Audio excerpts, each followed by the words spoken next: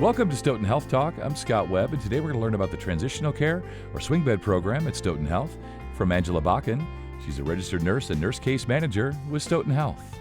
Angie, it's nice to have you here today. Where I'm going to learn here, I think, along with listeners about transitional care and swing bed and what that means, right? So what is transitional care or swing bed?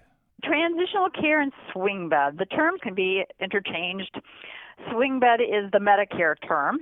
So swing bed or transitional care is offered at Stoughton Hospital as an effective and great option for patients who need additional therapies or nursing care to recover following a hospitalization. And typically their stay is less than 2 weeks, but there are exceptions. We take Medicare and other insurances for swing bed. So examples of types of swing bed transitional care admissions would be the need to have physical therapy, occupational therapy to get stronger.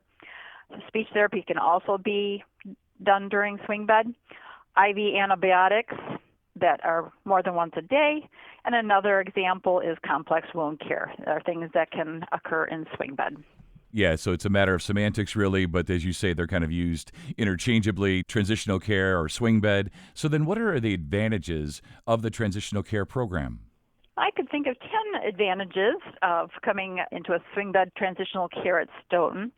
We have 24 hours access to medical care, if need be. We have a team of caregivers that establish goals for recovery and a safe return home.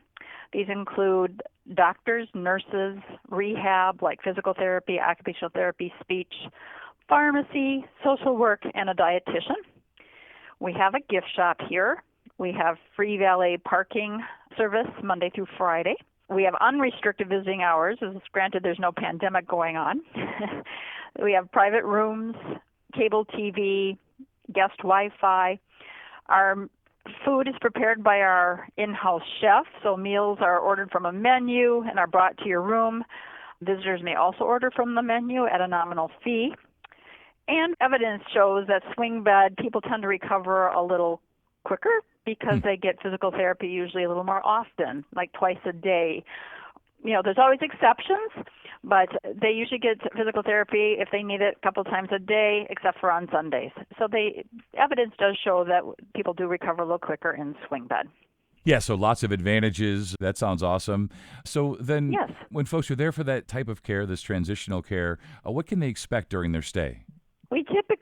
The nursing staff will encourage the patient to do as much as they can for themselves to improve their strength, endurance, and independence while they're in swing bed. It is important for them to regain their level of activity and confidence they need to manage or go back home. But we encourage them to bring their own clothes, good shoes, toiletries, or anything that makes them feel more comfortable. And like I previously said, they do have access to medical care, so they need that. They have access to pharmacy, good meals. So those are things they can expect.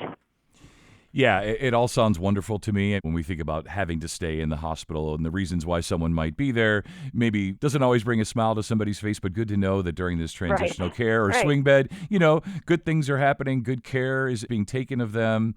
So when we think about goals and the goals you may have for transitional care patients or participants, what are they? Ultimately, the goal is a safe return home is the ultimate goal. So we have short-term goals, which are admission day through day 7, and then we have long-term goals, which are those for the admission through discharge date. And ultimately, like we said, is for a safe return home where they feel comfortable to be back in their own home. And isn't that really what we all want, is to go back home? Yeah, I think there's plenty of evidence, Angie, out there to suggest that folks just want to be at home. They're more comfortable at home. They definitely seem to recover better at home with all their stuff and pets and family and all that good stuff. And you mentioned Medicare earlier. Does Medicare cover transitional care stay? It does. And I do want to interject here, too. You talked about pets and things. Pets can come and visit as well when patients are in swing bed. So if that's important to a patient, a pet can certainly come and visit. We love to see the dogs. No, that brought a huge smile to my face. That's amazing. I love that. It's really part of the healing process. And you asked about Medicare covering swing bed. Yeah. Yes, it certainly does cover swing bed. But there are admission requirements and some rules with Medicare.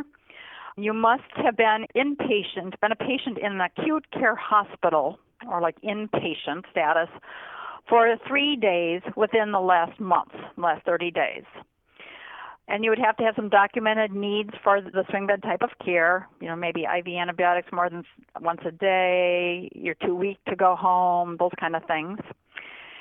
Medicare will cover 20 days at 100%, but a big but that doesn't mean you necessarily get 20 days or need 20 days.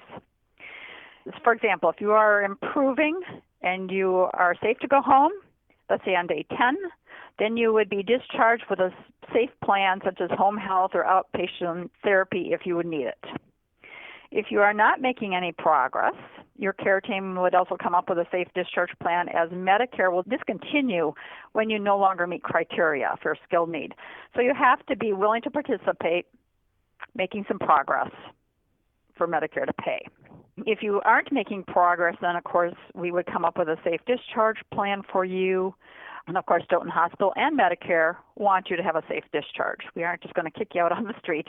We have to make sure that you're going to go wherever you need to go and be safe. If you still need swing bed, let's say on day 21, you're progressing, but you still need more days. Medicare then covers at 80%, and then your secondary insurance would cover the 20%. We also accept more than 160 other insurances in swing bed, just they need a prior authorization, which would be submitted by our case management. Yeah, and you mentioned there Medicare and criteria, and those things seem to go hand in hand.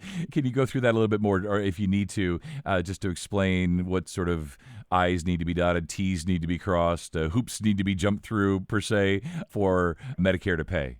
Correct. So for Medicare to pay, you have to show willingness to participate. That doesn't mean if you have a bad day, you can't take a little rest, but you have to be willing to participate on a pretty regular basis, and you have to show that you're making progress. It can even be slow progress, but as long as you're making progress, then Medicare will continue to pay. That's perfect. Just want to give you a chance here at the end. If folks want to learn more or speak with you directly, how can they do that? So if you are in the hospital and feel swing bed transitional care may be what you need, please speak with your social worker and request Stoughton Hospital. The social worker will make the referral. Patient doesn't have to do anything. The goal is for a safe transition, return back home. If you have any questions or want a brochure, you can call Stoughton Hospital Case Management at 608-873-2217, and we will answer your question. Yeah, that's great. I told you, it was sort of prefaced as we got rolling here that I felt like this was going to be educational, and it is. Listeners and myself, we now know what transitional care is, and that swing bed is a term often used interchangeably. And of course, the goal is to, treat patients well while they're there, get them home as quickly as possible. Of course, have their pets visit if that's something they choose to do. So it's all good stuff. Thank you so much. You betcha, Scott. Thank you for talking to me. And for more information, go to stoughtonhealth.com. And that concludes this episode of Stoughton Health Talk. Please remember to subscribe, rate, and review this podcast and all the other Stoughton Hospital podcasts. I'm Scott Webb. Stay safe and be well.